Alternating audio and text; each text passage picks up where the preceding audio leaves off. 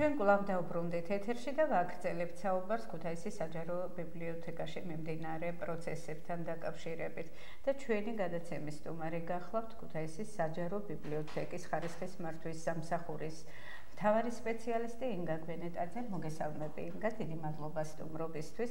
სხვათა შორის დღეს შენთან ერთად უნდა ყოფილიყო ჩვენი სტუდიის სტუმარი ბიბლიოთეკის კატალოგიზაციის განყოფილების გამგე ეკა ბარაბაძე, მაგრამ რატომღაც უარი თქვა მან და კიდე რამდენიმე თანამშრომელმა ჩვენთან სტუმრად მოსვლაზე და გადაცემაში მონაწილეობის მიღებაზე, მაგრამ არაუშავს ოპონირებას მე გაგიწევ და დავიწყოთ საუბარი იმ პრობლემებზე, რაც ხდება დღეს საჯარო ბიბლიოთეკაში.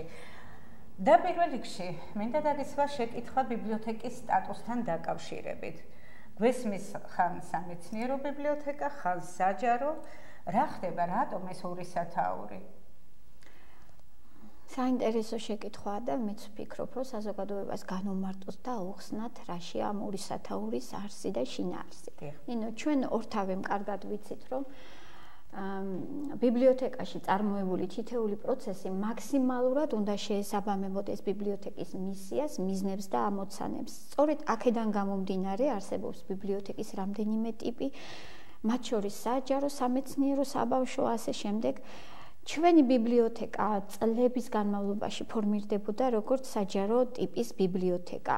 ანუ ის ხელმისაწვდომი იყო ნებისმიერი ასაკის, სქესის, ეროვნების, სოციალური წარმომავლობის მკითხველისთვის. საჯარო ბიბლიოთეკის ტიპი და მისი არსებობა ქვეყანაში ეს არის აუცილებელი და ერთ-ერთი მოთხოვნა მთავრობისადმი და ქვეყნებისადმი. იმიტომ რომ ადამიანის განვითარება არ მთავრდება რაღაც გარკვეულ ეტაპზე, ის გრძელდება მთელი ცხოვრების განმავლობაში. სწორედ ამას უნდა შეუწყოს ხელი საჯარო ტიპის ბიბლიოთეკამ. სამეცნიერო ტიპის ბიბლიოთეკა ვიცით, რომ ძირითადი ბირთვი მისი საბიბლიოთეკო დოკუმენტების წარმოდგენილია მეცნიერული ღირებულების ბიბლიოთეკის ფონდით და ის ემსახურება მხოლოდ გარკვეული ტიპის კატეგორიის მკითხველს. ესენი არიან მეცნიერი მუშაკები, ექსპერტები, მაგისტრანტები და ასე შემდეგ. ჩვენი ბიბლიოთეკა, როგორც უკვე ვთქვით, მთელი წლების განმავლობაში ჩამოყალიბდა საჯარო ტიპის ბიბლიოთეკა და ამიტომაც გაურკვეველია, რატომ ეწოდება მას დღეს სამეცნიერო ბიბლიოთეკის სამშობლოში.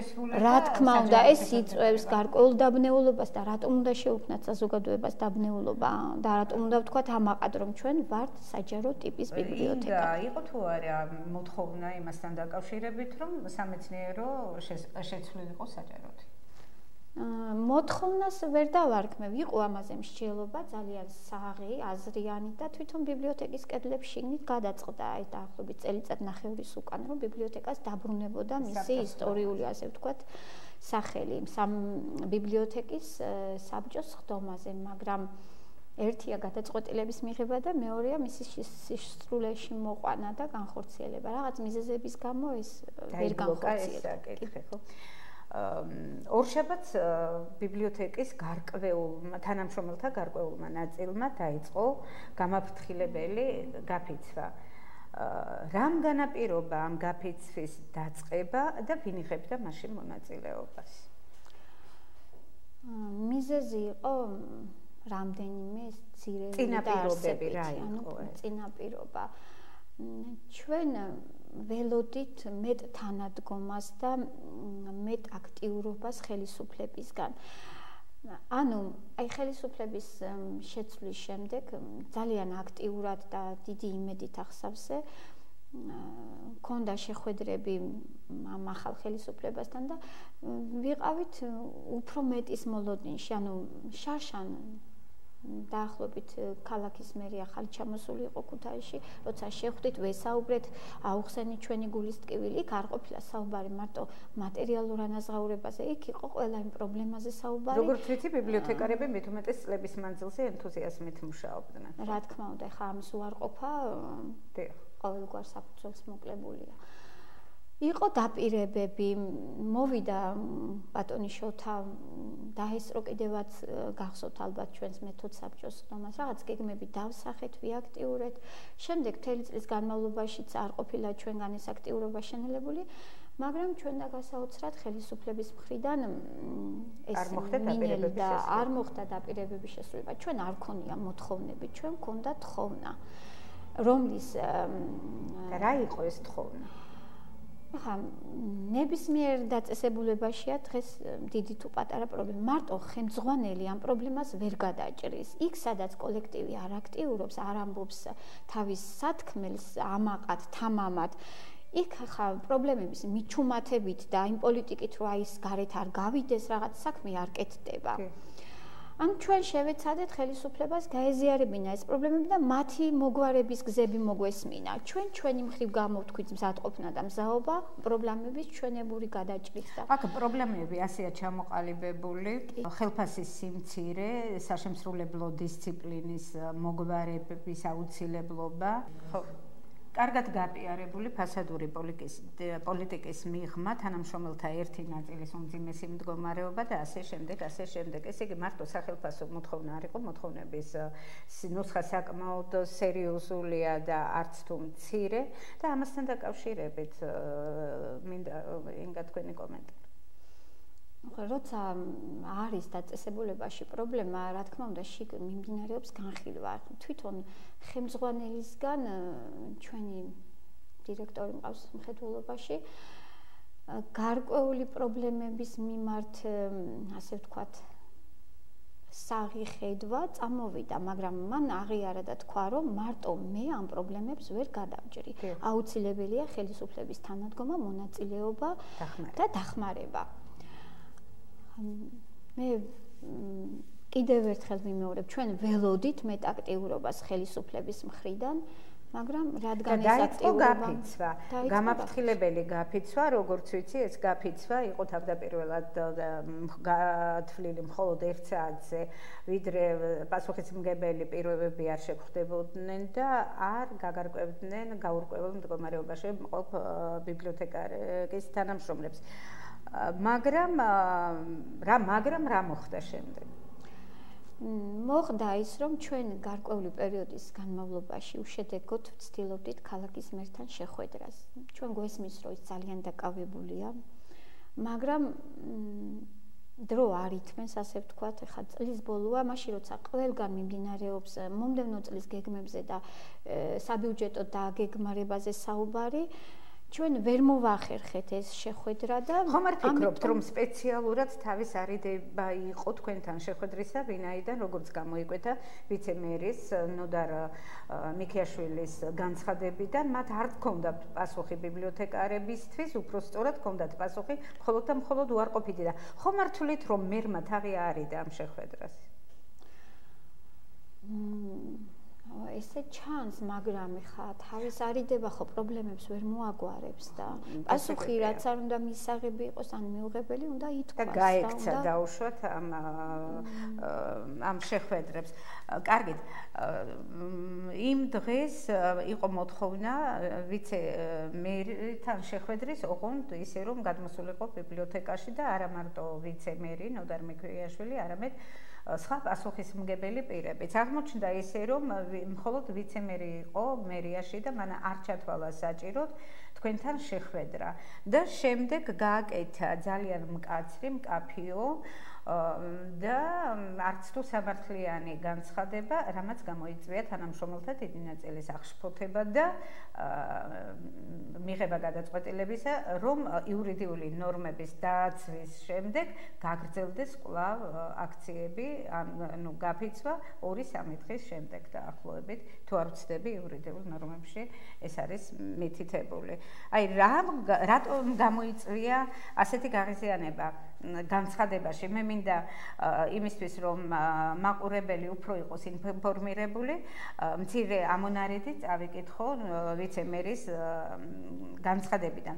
სრულად პარალიზებული არ არის ბიბლიოთეკა. 2014 წლის დასაწყისში 25%-ით გაიზარდა თანამშრომელთა ხელფასები. ხელფასის გაზრდას ბიბლიოთეკაში ამ სახით, როგორც არის, არ ვგეგმავთ, ხოლო რეორგანიზაციის შემდეგ, რაც იქ დარჩება, იმდენი თანამშრომელი, რამდენიც საჭიროა, გაივლიან ატესტაციას ან კონკურსს, ან ის, რაც შესაბამისობაშია ბიბლიოთეკასთან. განვიხილავთ საკითხს ხელფასის გაზრდის შესახებ მხოლოდ ამის შემდეგო. ის, რომ ბიბლიოთეკა ვერ იმუშავებს, ან რაიმე ასეთი ულტიმატუმის ფორმით მოხდება ბიბლიოთეკის გაჩერება, ასეთი არ მოხდება. ბიბლიოთეკა ჩვეულ რიტმში, ჩვეულ რეჟიმში გააგრძელებს მუშაობას. ესე იგი, ვიცე-მერი, რომელიც ყველა ძალიან მკაფიოდ აკონკრეტებს იმას, რომ ხელფასები არ იქნება გაზრდილი, რომ არ არის ვალდებული, მაგრამ ასე მკაცრად თქვას, რომ უნდა ჩატარდეს ატესტაცია და კონკურსი, რომ უნდა ჩატარდეს რეორგანიზაცია და მიუხედავად აი ამ ყველაფრისა, მაინც ამბობს, რომ ყველაფერი კარგად იქნება და გაგრძელდება ისევ ჩვეულებრივ რიტმში ბიბლიოთეკის მუშაობა, რა შეფასება გაკეთდა ბიბლიოთეკაში ამასთან დაკავშირებით და თავად როგორ შეაფასებთ? ამ რიხიდან ერთი რომ რაღაც გეგმა უკვე ქონიათ შემუშავებული, ანუ ხა რეორგანიზაცია თუ რაღაც სხვა იგულისხმა, ამის გაუმჟღავნებლობაც გარკვეულ ეტაპამდე რას ნიშნავს, ეს ვერ გამიგია. თუ კი რაღაცას გეგმავ და შემდეგ აპირებ მის განხორციელებას ბიბლიოთეკაში, რატომ არ უნდა იცოდნენ ამის შესახებ თანამშრომლები? აქ დასამალი არაფერი არ არის და რეორგანიზაცია რომ არ კეთდება ერთი ხელის მოსმით და ამას წინ გარკვეული სამუშაოები უძღვის, ეს ყველამ კარგად იცის და აუცილებელიც არის. ანუ იგივე ატესტაცია, თქვენ უკვე ისაუბრეთ, ატესტაციები ხა ყველა დაწესებულებებში შეწყვეტილია და თუ მაინდა-მაინც დირექტორის მოთხოვნა იქნება, მან კარგად უნდა დაასაბუთოს რისთვის და რატომ ჭირდება ატესტაციას. იცით როგორია ამ ატესტაციების მიმართ თანამშრომელთა მიდგომა, ხა სხვაგან არ ვიცი როგორ და ჩვენთან რაც ჩატარდა და განხორციელდა 2007 წელში, აი რაც ერქვა მას რეორგანიზაცია, ლიკვიდაცია, კი იცით რა შედეგებით დასრულდა. თუ გინდის გაზრდილი თანამშრომელთა რაოდენობა, იმ რეორგანიზაციის შედეგია, ხო?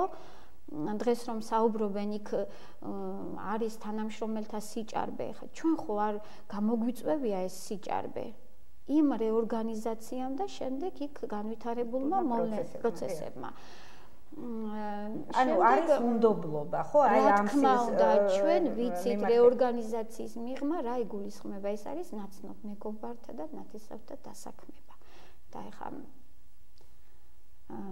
სწორედ ის, რაც მოხდა ბიბლიოთეკაში, გვაძლევს ამის თქმის. როგორც ვიცი, 2007 წელს მოხდა რეორგანიზაცია, რასაც შეეწირა 32 კარგი სპეციალისტი და ძალიან შეიძლება ითქვას, რომ არც თუ კარგი დაღი დაასვა ამ ბიბლიოთეკის შემდგომ მუშაობას.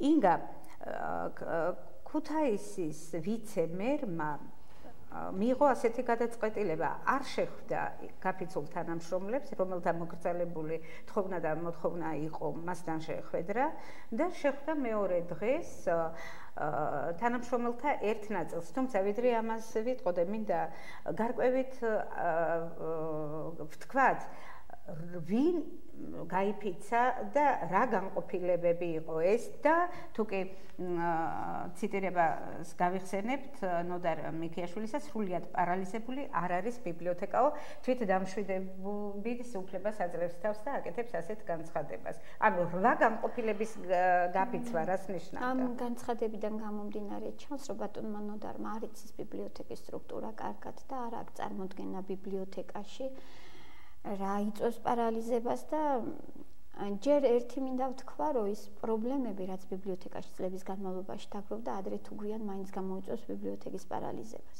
დიახ. ამას არ უნდა თანამშრომელთა პროტესტი. მოუგვარებელი პრობლემა, რომ უფრო დიდ პრობლემას წარმოშობს, ეს ყველამ კარგად ვიცით და მე კიდევ როგორ შეიძლება ბიბლიოთეკა მიმუშაოს საკატალოგო განყოფილების საცავის, მომსახურების რამდენიმე დარბაზის, აბონემენტის გარეშე. ეს ხო აბსურდია. წარმოუდგენელი ხა ის რამდენიმე განყოფილება, პატარ-პატარა განყოფილება, ასე რომ ვთქვათ, ბიბლიოთეკის მუშაობის ტემპს ვერ აწევს. გასაგებია და მიქიაშვილი შეხვდა ერთ ჯგუფს თანამშრომლებისას და მოხდა მათთან საუბარი. ამ შეხვედრას მოჰყვა ის, რომ ვიცე-მერმა განცხადებაში ნათქვამი დაამტკიცა და ადასტურა და უნდა აჩვენოს საზოგადოებას, რომ აი როგორ ეხმარება მერია ბიბლიოთეკას მატერიალურ-ტექნიკური ბაზის გაუმჯობესების კუთხით და თუ არ ვცდები დაიწყო საუბარი უფასო Wi-Fi-ის და სხვადასხვა ტექნიკის შეძენის თაობაზე.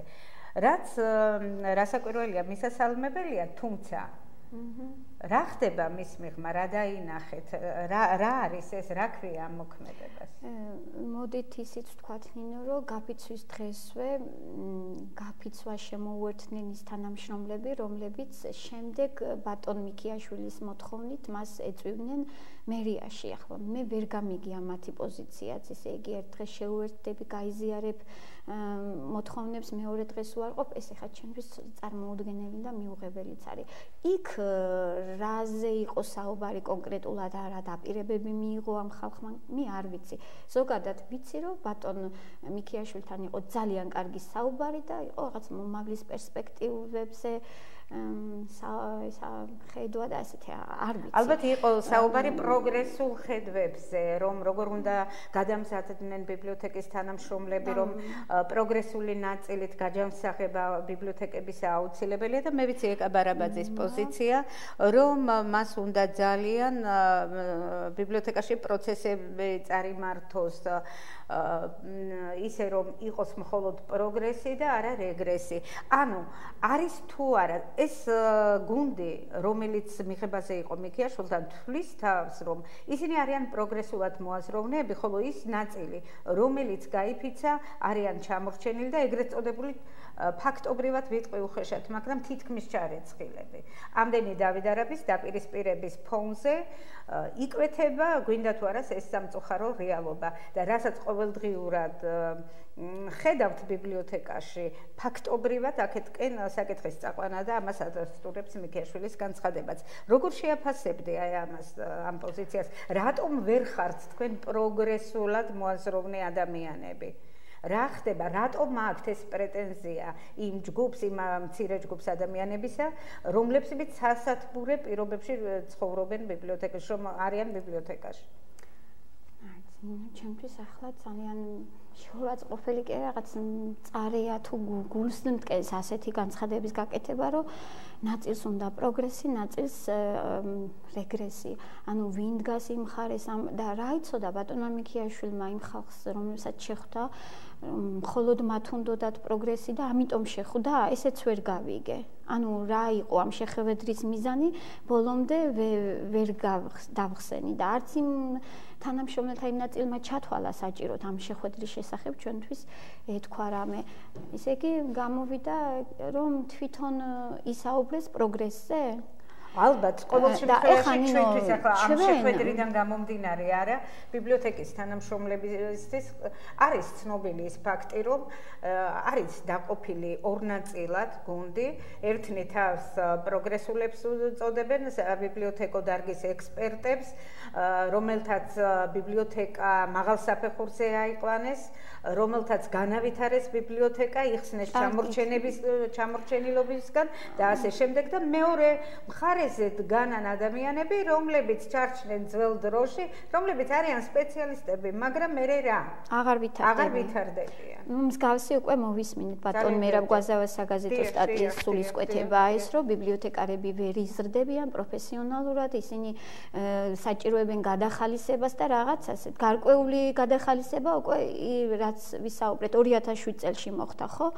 და რატომ დაგტოვეს თუ ასე თვლიდნენ, მაშინ ასე თვლიდნენ, რომ ჩვენ რეგრესისკენ წავიდოდით, მაშინ რატომ დაგტოვეს? ესე იგი, ჩემთვის ეს ყოველდღე წარმოუდგენელი და მიუღებელი რამაა. ხა მე გარკვეული წლებია იქ მუშაობ. ზოგი ჩემზე უფრო ადრე მოვიდა. ჩვენ რომ რეგრესი გვდომოდა და ბიბლიოთეკაში არაფერი გაგვეკეთებია, ხო არ დახვდებოდა ჩვენ შემდეგ მოსულ თაობას იქ გაკეთებული საქმე, ხო?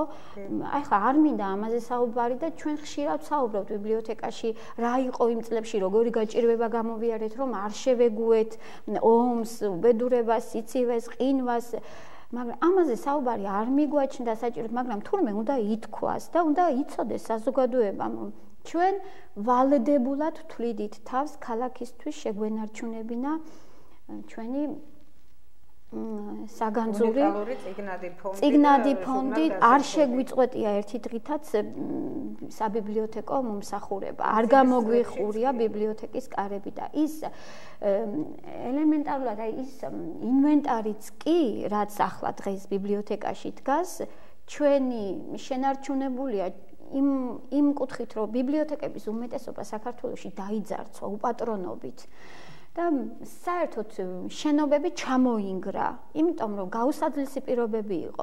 რა ჩვენთან დალხინებული მდგომარეობა იყო? იმ იმედით, რომ ბიბლიოთეკას გადავარჩენით და შემდეგ უკეთესობა იქნებოდა, იმ იმედით ვიყავით და ეხლა ჩვენ არ შეგვიცვლია სულისკვეთება. ეს მე როგორც მოვისმინე თანამშრომლებიდან მსგავსი განცხადება არც ერთ დროს, არც ერთი მთავრობის პერიოდში, რაც გაკეთდა ვიცე-მერის მიერ ახლა, არ მოусმენიათ ნაციონალების პერიოდშიც კი. ისინი უფრო დიპლომატიურად შეფარვით აკეთებდნენ რეორგანიზაციას, რეფორმებს და ასე შემდეგ. როგორ ხსნია ამას ინგა? აი წინა ბლოკში ჩვენმა სტუმრებმა თქვეს, რომ ეს არის ზონდერული დამოკიდებულება და ერთ-ერთმა სტუმარმა ისიც კი თქვა, რომ მეც გამაფრთხილეს, რომ არ დავდგე თქვენს გვერდით. როგორ შეფას მისცემ ამას რა ხდება დღეს ბიბლიოთეკასთან მიმართებაში? მე ეს ძალიან ცუდია. ხა მე ვთქვი და გავიმეორებ, რომ ადრე თუ გვიან ასეთი მიდგომა ხელისუფლებას პრობლემებს შეუქმნის. იმიტომ არ შეიძლება ხალხს ესაუბრო ულტიმატუმის ენით და ისინი თვლიან რომ ჩვენ ბიბლიოთეკა ესაუბრება ულტიმატუმის ენით. სად არის ულტიმატუმის ენა თქვენს განცხადებაში? უბრალოდ მე შევახსენებ მათ რომ თვითონ საქართველოს კანონმდებლობა ითვალისწინებს და ავალებს ადგილობრივ ხელისუფლებას ხელი შეუწყონ ბიბლიოთეკების განვითარებას. იზრუნონ მათ მატერიალური ტექნიკური ბაზის გაუმჯობესებაზე, თანამშრომელთა კვალიფიკაციის ამაღლებაზე, მათ ღირსეულ სახელფასო ანაზღაურებაზე. და რა არის აქ ხელისუფლებისთვის? თუ ჩვენ ვცდილობთ მათთან ერთად დავსახოთ ბიბლიოთეკის განვითარების გზები. ჩვენ ხო იქ არ მივსულვართ ისეთ თემებზე სალაპარაკოთ, რაც ბიბლიოთეკას არ შეეხება და რაღაც ჩვენი პირადი და კომფორტის და მატერიალური კეთილდღეობის მოგვარებას ისახავდა მიზნად. ჩვენ მივედით ჩვენი სადგივარით. ისინი ვალდებული არიან ჩვენ მოგვისმინონ. თუ საჭიროა მოვიდნენ კიდევაც. ჩვენ გვახსოვს არაერთი მათი აუდიენცია და მოსვლა, იგივე წინასაარჩევნო პერიოდში ისეთ თემებზე, რაც შეიძლება როგორც ბიბლიოთეკარისთვის ჩემთვის არ იყოს საინტერესო. მაგრამ რადგან ბიბლიოთეკა საზოგადოებრივი თავშეყრის ადგილია, რადგან იქ უნდა დუღდეს ცხოვრება, განიხილებოდეს სოციალური, პოლიტიკური საკითხები, ჩვენ ვალდებულები ვართ მოусმინოთ და მივიღოთ ამაში მონაწილეობა. და ხელისუფლებისგან იგნორი და სიყრუე ამ საკითხის და პრობლემების მიმართ ეს კარგს არაფერს არ მოიტანს. ძალიან ცუდია. მე იმედი მაქვს, რომ რას აპირებთ, რას ელოდებით, რას აპირებთ და საერთოდ რა გეგმები გაქვთ? მე კიდევ ერთხელ ვიმეორებ, ჩვენ არ ვსაუბრობთ ულტიმატუმის ენით. ჩვენ გვაქვს ჩვენი სადგივარი და ჩვენი მოთხოვნას ვერ დავარქმევთ. თხოვნა ხელისუფლების მიმართ, უფრო მეტი ყურადღება გამოიჩინონ ბიბლიოთეკის მიმართ, გაითავისონ ის სადგივარი და ის პრობლემები, რომლებიც დღეს ბიბლიოთეკის წინაშე დგას უკაცრავად და ვერაფრით ვერ დავეთანხმები მე ეს ბიბლიოთეკის თანამშრომელთა იმ ნაწილს, რომ ჩვენ პრობლემებს ჩვენ ვქმნით და ჩვენ რაღაც უკან ვეწევთ ბიბლიოთეკის განვითარებას და ვერც იმას გავიზიარებ, რომ ბიბლიოთეკის პრობლემები გარეთ არ უნდა გავიდეს და ყველაფერი შიგნით არ წყდება. მე კიდევ ერთხელ ვიმეორებ ბიბლიოთეკის განვითარებაზე, მოვლა პატრონობაზე, ფონდების დაცვაზე ვალდებულება აქვს აღებული ამ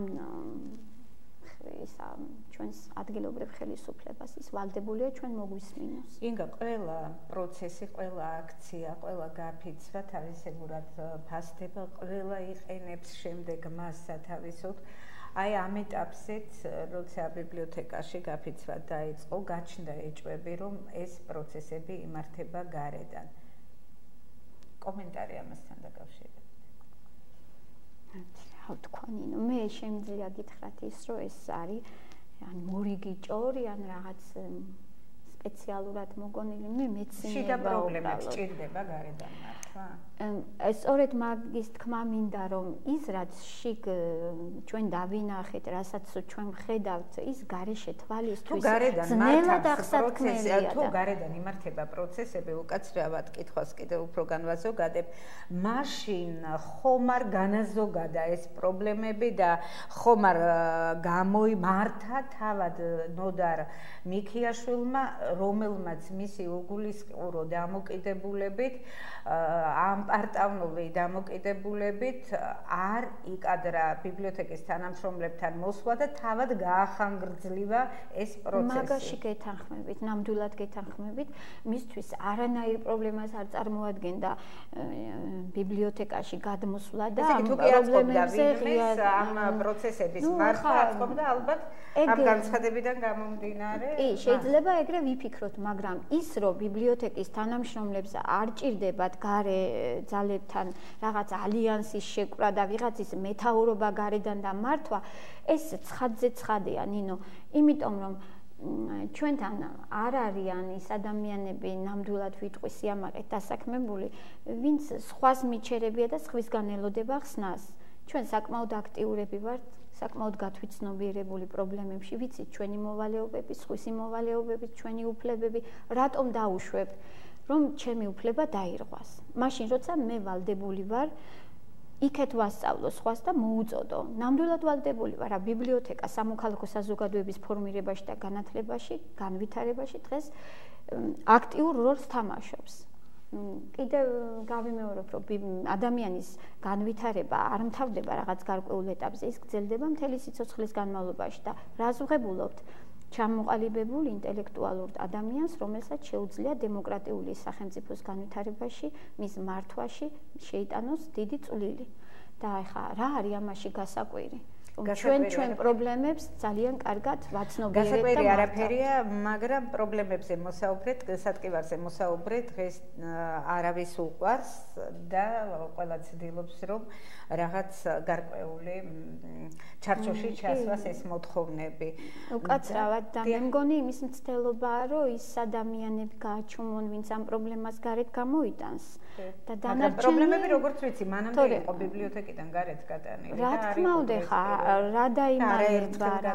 არა, ისინი ცდილობენ, მე ასე ვფიქრობ, პრობლემა გადაიჭრას იმით, რომ ის ადამიანები, აბა რას ნიშნავდა სახელობითი სიის წარდგენა ბატონ ნოდარ მიქიაშვილთან. ხომ ვნახეთ ჩვენ, რაც მოხდა გაფიცვის დაწყების მომენტიდან, იქ დაიწყო იმ ადამიანთა სახელობითი სიების შედგენა და მისთვის წარდგენა. ანუ ეხა თუ პრობლემა გაინტერესებს, რა მნიშვნელობა აქვს ეხა ინგა გვენიტაძე დასვამს ამ პრობლემას შენს წინაშე ნინო ძოწენიძე თუ ვიღაც სხვა, ესე იგი ადამიანთა გარკვეული ნაწილი, ხო? ეს უკვე სხვა მეთოდია და სხვა ხერხია, როგორ გაუმკლავდი ალბათ იმ ადამიანებს და მე დანარჩენი მორჩილი უმცირესობა დახვება ნებას და იქნება ის შეგუებული. თვლი თუ არა შენ ინგა გვენიტაძე, რომელიც წლებია მუშაობ ამ დაწესებულებაში, რომელსაც 140 წლიანი ისტორია აქვს, რომელსაც უნდა ძალიან დიდი გაფრთხილება, რომ ეს ქმედებები არის აბსოლუტური იგნორირება პროფესიონალთა, აბსოლუტური იგნორირება წიგნიერების, აბსოლუტური ცდილობა იმისა, რომ აი პროფესიონალთა ჩაკვლით რაღაც პროგრესს, აი თვითონ პროგრესის წინსვლა დაკონსერვდეს. რატომ არ შეუძლია პროფესიონალს პროგრესს და თანამედროვეობას აუწყოს ფეხი არ მესმის? რატო დგას ეს საკითხი, როგორ ფიქრობ? თვითონ ბიბლიოთეკის შიგნით ალბათ ამას მეკითხები ხო? ბიბლიოთეკის შიგნითაც და ვიცემერის მოქმედებიდან გამომდინარე, იმიტომ რომ მან ეს განცხადება, როგორც ვიცით და ჩვენ მოვისმინეთ არაერთი იურისტის განმარტება იმასთან დაკავშირებით და არასამთავრობო ორგანიზაციების წარმომადგენლებისა, რომ ეს განცხადება არის აბსოლუტურად მუქარი შემცვლელი. თუ კი მუქარი შემცვლელია განცხადება, რომელიც ეკუთვნის მხოლოდ გაფიცულ ადამიანებს, გაფიცულები არიან პროფესიონალები, რომლებმაც წლების მანძილზე გადაარჩინეს ბიბლიოთეკა, მოიტანეს დღემდე და რომლებიც გულისხმიერად ემსახურებიან დღეს მკითხველებს. აქედან გამომდინარე მაქვს ეს შეკითხვა, ინგა. ნინო, პროფესიონალი და საქმეში კარგად ჩახედული ადამიანი რო უფრო ადვილად და მალე შენიშნავს პრობლემას და ეცდება ამ პრობლემის გადაჭრის და მოგვარების გზებს, ეხლა ეს უცხო არ არის. ანუ ვინ ამოიღო პირველად ხმა ბიბლიოთეკაში არსებულ პრობლემებზე, ხო? ვინც ამოიღო და თქვა ხმამაღლა, ხო?